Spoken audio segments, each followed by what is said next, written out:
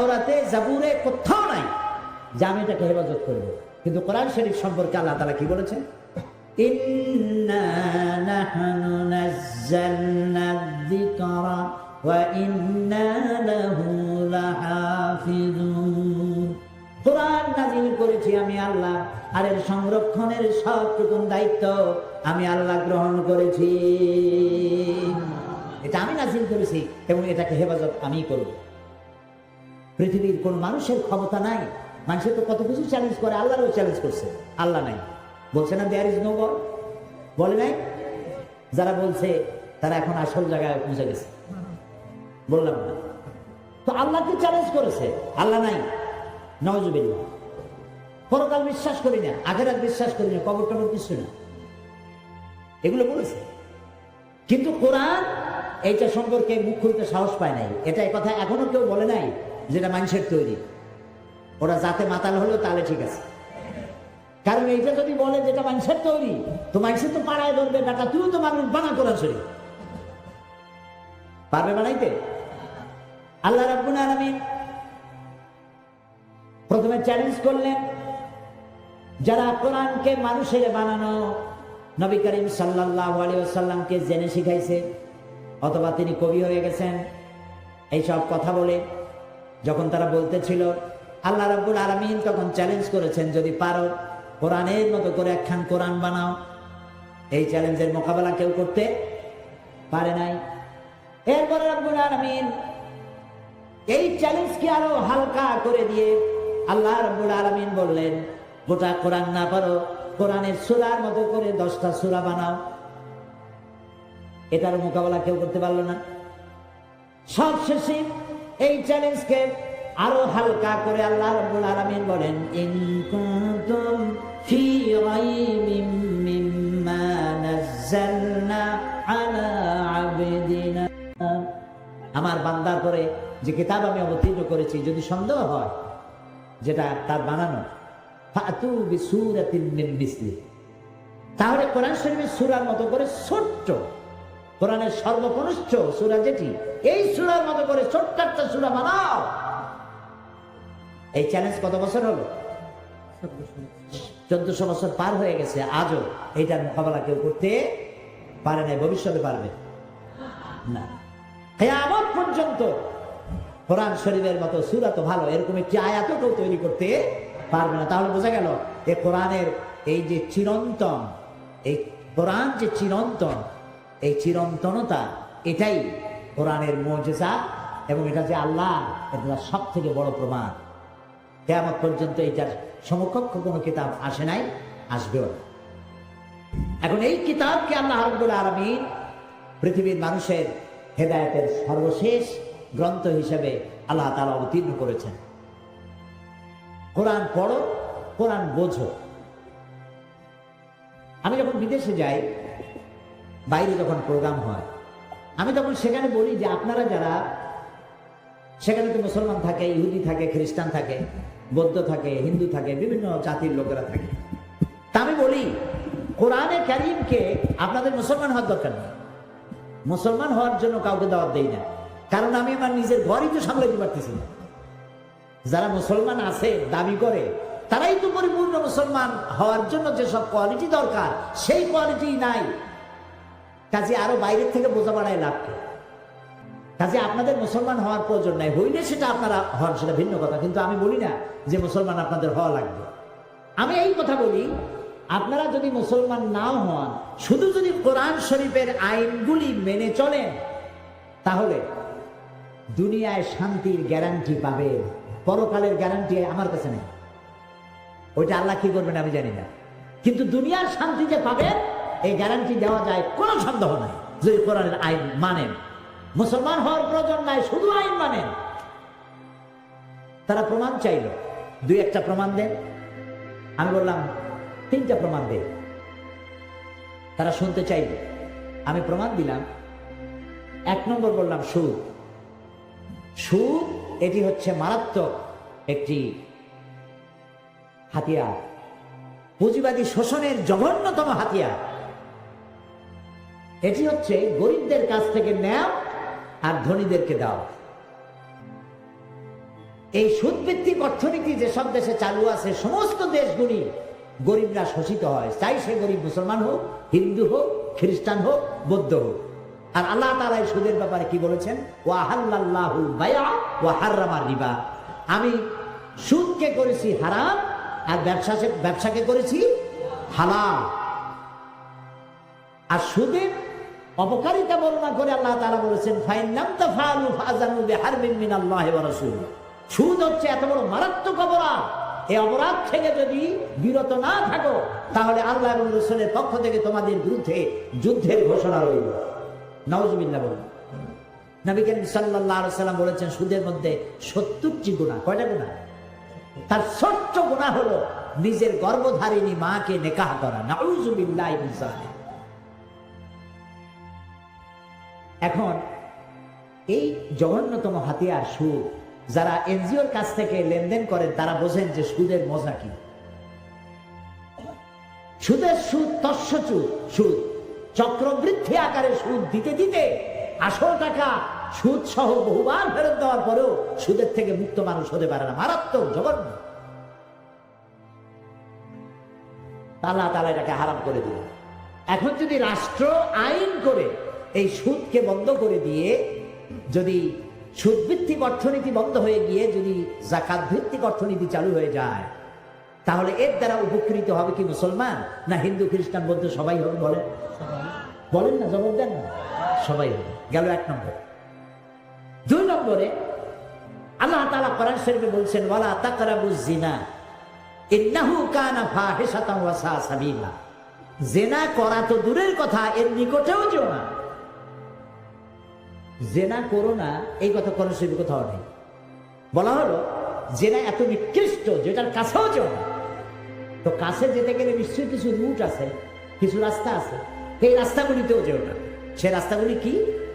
জেনার নিকটবর্তী হওয়ার জন্য যে রাস্তাগুলি, তার মধ্যে একটা হচ্ছে ব্লুগলি, অশ্লীল নাচ, অশ্লীল গান, অশ্লীল সাহিত্য, নারীর সৌন্দর্য প্রদর্শনী ইত্যাদি। এখন এই যে জিনিসগুলির নাম আমি বললাম, এই জিনিসগুলি যদি চালু থাকে সমাজে, কি কি বললাম মনে আছে? মনে আছে? এই রাস্তাগুলি যদি চালু থাকে তাহলে এর দ্বারা নির্যাতিতা হবে সকল শ্রেণীর নারীরা, চাই সে মুসলমান হোক, চাই সে হিন্দু হোক, চাই সে বৌদ্ধর মেয়ে হোক। ঠিক কিনা? কথা সত্য কিনা? এখন রাষ্ট্র যদি এই রুটগুলি বন্ধ করে দেয়, জেনা করার রুট, জেনা করার রাস্তা, লাইনগুলি বন্ধ যদি রাষ্ট্র করে, সৌন্দর্য প্রদর্শনী নিষিদ্ধ, ব্লু ফিল্ম প্রদর্শনী নিষিদ্ধ, অশ্লীল ছায়াছবি, অশ্লীল গান, নারীর সৌন্দর্য প্রদর্শনী ইত্যাদি নিষিদ্ধ, রাষ্ট্র যদি আইন করে বন্ধ করে দেয়, আপনারাই বলেন এর দ্বারা কি উপকৃত হবে শুধুমাত্র মুসলমান মেয়েরা, না সব জাতি, ধর্ম, দল, মত নির্বিশেষে সকল নারীরা তাদের ইজ্জত এবং সম্ভ্রমের গ্যারান্টি পাবে? কথা ঠিক কিনা? আসুন 3 নম্বরে, সমস্ত পাপের উৎস কি বলতে পারবেন? মদ এবং জুয়া সমস্ত পাপের উৎস। ওয়াসআলুনাকা আনিল খামরি ওয়াল মাইসিরি কুল ফীহিমা ইসমুন কাবীর। হে নবী, আপনাকে প্রশ্ন করা হয় মদ এবং জুয়া সম্পর্কে, আপনি বলুন ইসমুন কাবীর, এটা মারাত্মক গুনাহ, মারাত্মক অপরাধ। শিরক, এটাকে কিন্তু বড় গুনাহ বলা হয়নি। আমি যদি প্রশ্ন করি সব থেকে বড় গুনাহ কি, আপনারা জবাবে বলবেন কি বলেন তো? শিরক। আমি জানি এই জবাবটা আপনারা দিবেন, কিন্তু শিরককে বড় গুনাহ বলা হয় নাই। অবশ্যই বড় গুনাহ, কিন্তু কোরআনে কারীম এটাকে বড় গুনাহ বলে নাই, এটাকে বলা হয়েছে ইন্না শিরকা লা যুলমুন আযীম। এটা বড় জুলম, বড় অত্যাচার। জুলম কারে বলে? উলামায়ে কেরাম জানেন, ওয়াদুল শাই ফি গায়রি মুহাল্লি। জুলুম বলা হয় যে জিনিসটা যেখানে রাখার সেখানে না রেখে অন্য জায়গায় রাখার নাম হলো, বলেন, জুলম। যেমন এই চশমাটা রাখার জায়গা কোথায়? চোখে। আমি এখানে রেখে দিলাম, তাহলে চশমার উপরে কি করা হলো? জুলুম করা হলো। টুপিটা রাখার জায়গা কোথায়? আমি টুপিটা মাথায় না রেখে হাঁটু উঁচু করে বসে হাঁটুর মাথায় রাখো, তাহলে টুপির উপরে কি করা হলো? জুলুম করা হলো। দুধ রাখতে হয় কোথায়? পাত্রে, পাত্রে না রেখে আপনারা মাছ ধরে, মাছ রাখেন কিসে? জাল বাইয়ে মাছ ধরেন যখন, তারপরে যার মধ্যে রাখেন ওটার নাম কি? খোলই। এখন আপনার দুধ বোতলে না রেখে যদি খাবারের মধ্যে রাখে, তাহলে দুধের উপরে কি করলেন? জুলুম করে বানাইছেন। এই তো বুঝে বানাইছেন, একেবারে বাংলা কথা। যে জিনিসটা আল্লাহর কাছে চাওয়া, যেটা দিতে পারেন তিনি গায়েব থেকে, তিনি ছাড়া কেউ দিতে পারেন না, সেই জিনিসটা আল্লাহকে ছাড়া কারো কাছে চাওয়ার নামই হলো জোর।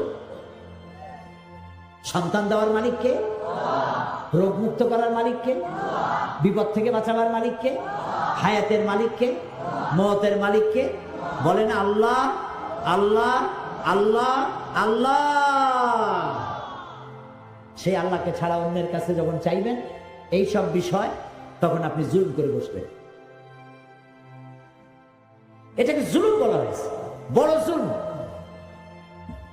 কিন্তু এটা অবশ্যই বড় গুনাহ, কোনো সন্দেহ নেই, কিন্তু একমাত্র বড় গুনাহ নয়। সব বড় গুনার মধ্যে এটাও একটি বড় গুনাহ।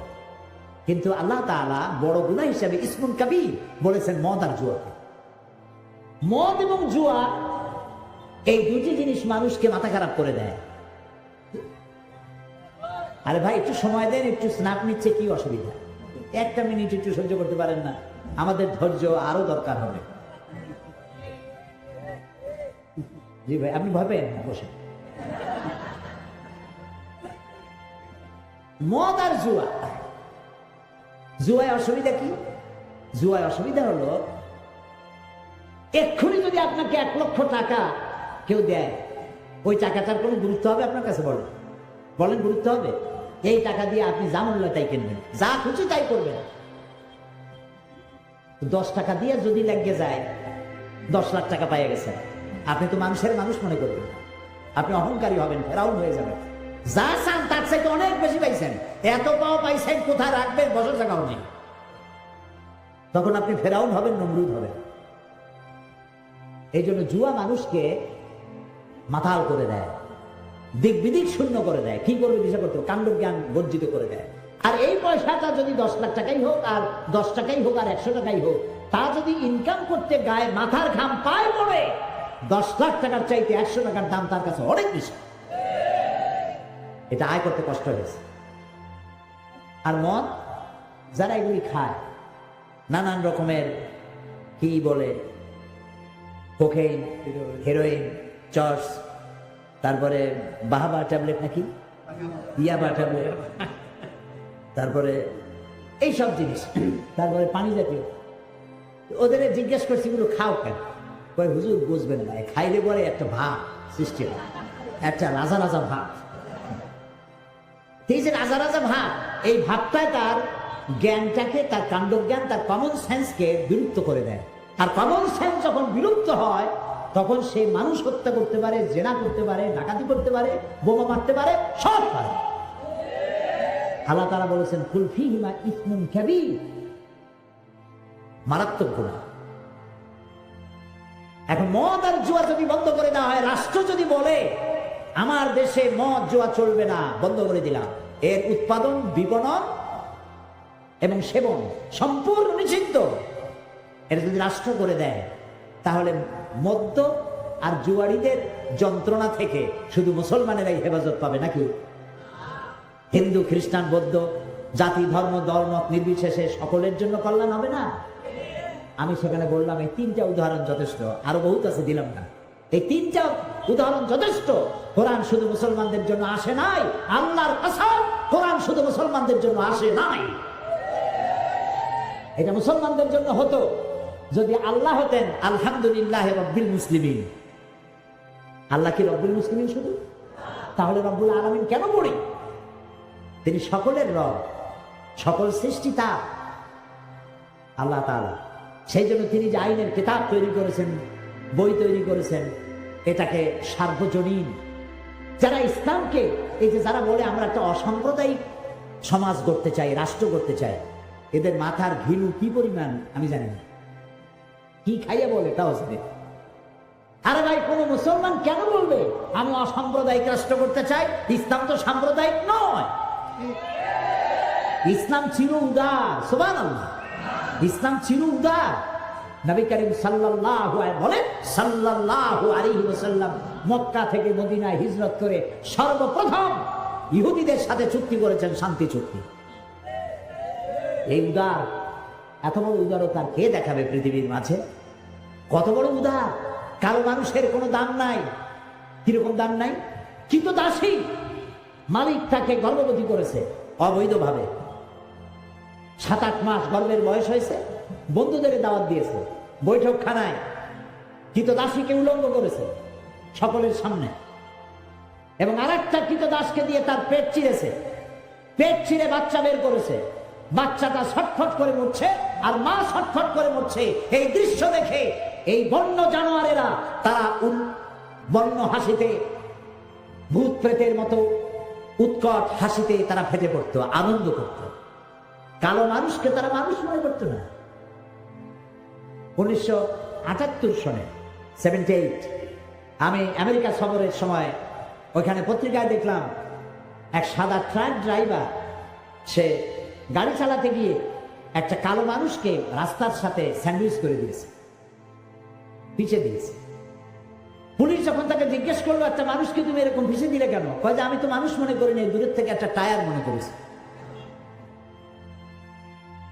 মানুষকে কত ঘৃণা করলে, কালো বলে তাকে ঘৃণা করে তাকে টায়ার বানায় দিল। ওরা ওদের রাষ্ট্রীয় ভবনকে হোয়াইট হাউস বানালো যাতে ব্ল্যাক কোনোদিন ঢুকতে না পারে। আল্লাহ তাআলা হোয়াইট হাউসে ব্ল্যাক ঢুকাইই দিলেন।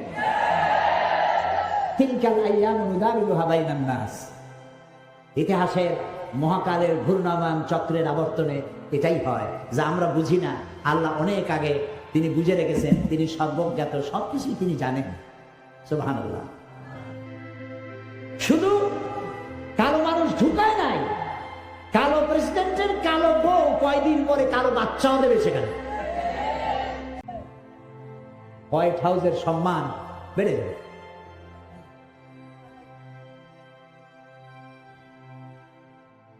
প্রিয় ভাই সব, নবী করিম সাল্লাল্লাহু আলাইহি ওয়াসাল্লাম সাদা এবং কালোর আকাশচুম্বী ব্যবধান দূর করেছেন। মক্কায় যখন প্রবেশ করতেছিলেন ফতে মক্কার দিনে, আপনারা কি ভয় পাইছেন নাকি? খুব কি দুশ্চিন্তাগ্রস্ত? মাঝে মধ্যে জবাব দেন যখন তখন মনে হয় ভয় টয় পাইছেন, মনে হয় ক্যামেরার ফ্ল্যাশ দেখলে মনে হয় আটকে ওঠে। আরে ভাই, ভয় পাওয়ার কারণ নাই। বদরের বিজয় হয়, ওহদের পরাজয় হয়, আবার সামনে ফতে মক্কার হাতছানি থাকে।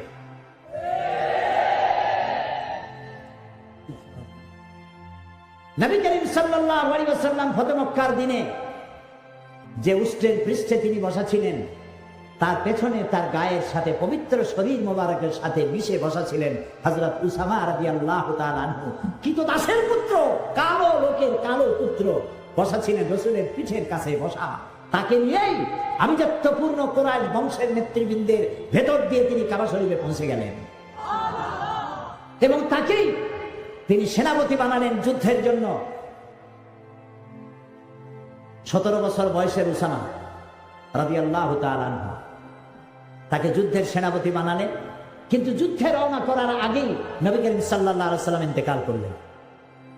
হযরত আবু বকর রাদিয়াল্লাহু তাআলা আনহু ক্ষমতায় আসলেন। ক্ষমতায় এসে তিনি বললেন, তিনি সেই কাজ দিয়ে শুরু করলেন যে কাজের সূচনা করেছিলেন নবী করিম সাল্লাল্লাহু আলাইহি ওয়াসাল্লাম পূর্ণতা পাবার আগেই দুনিয়া থেকে বিদায় হলেন সেই যুদ্ধে যাওয়ার জন্য। সেটা দিয়ে তিনি তার খেলাফতের কাজ শুরু করলেন। হযরত উসামা সেনাপতি ঘোড়ার পৃষ্ঠে আরোহণ করেছেন খলিফার নির্দেশে। এগিয়ে চলছে তার পেছনে সাহাবীরা। কারা সেই সাহাবী?